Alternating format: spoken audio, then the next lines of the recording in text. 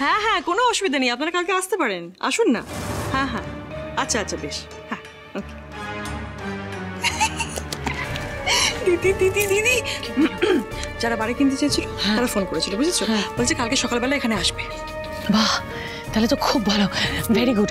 ঝাটাক সিংদের বলে দাও সবটা যেন সুন্দর করে সাজিয়ে গুছিয়ে রেখে দেয়, তাহলে হয়ে যাবে। অফকোর্স দিদি, তোমাকে টেনশন নিতে হবে না, আমি ঝাটাক সিংকে বলছি সবকিছু একবারে চকচকে পরিষ্কার করে রাখবে।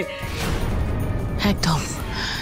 আসলে কি বলো তো ঋতুজা, আমি চাই যে এই বাড়িটা খুব তাড়াতাড়ি যেন বিক্রি হয়ে যায়।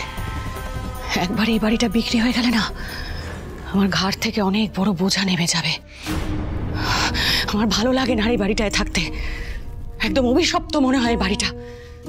সবসময় মনে হয় ডালি এই বাড়ির আনাচে কানাচে কোথাও একটা আছে। হ্যাঁ, তাই এই রক্তিম দেব বর্মন আর ডালি দেব বর্মনের নামটা আমি চিরতরে মুছে দিতে চাই। আর তার প্রথম পদক্ষেপটা আমি নেব এই বাড়িটা বিক্রি করে।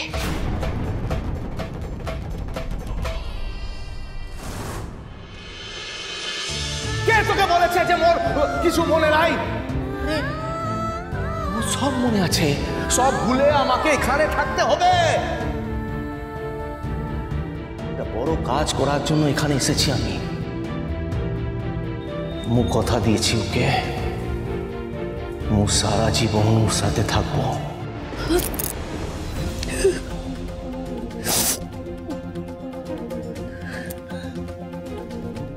তাহলে কি লালুনি আসলে রক্তিম বাবু? হ্যাঁ, ও কিছু একটা কাজের কথা বলছিল কাকে একটা কথা দিয়েছে।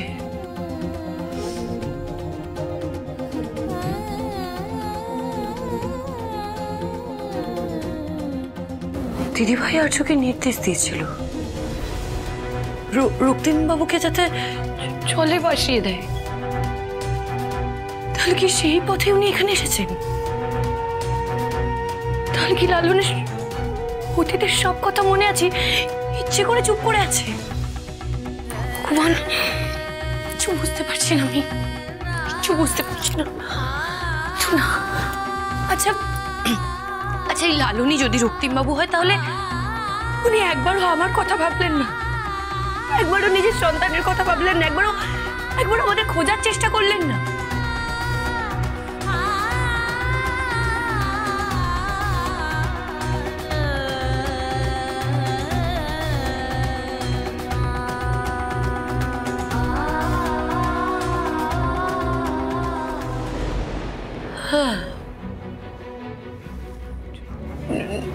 নিউজ পেপারে তো ছবি বেরিয়েছিল, খবর বেরিয়েছিল যে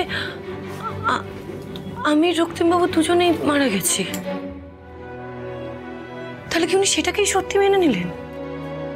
আর হয়তো সেই জন্যই আমাদের খোঁজার চেষ্টা করেননি। আর তারপর এই গ্রামে এসে নিজের ভোল, নিজের পরিচয় সবটা বদলে নিলেন।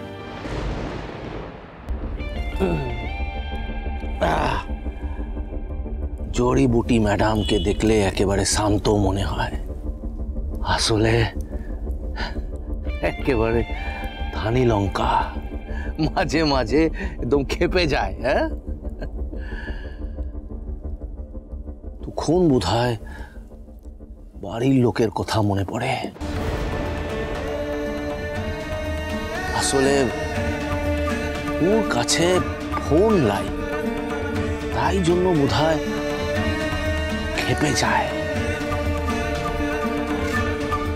বাড়ির লোকের সাথে কথা বলতে পারে না, যোগাযোগ করতে পারে না।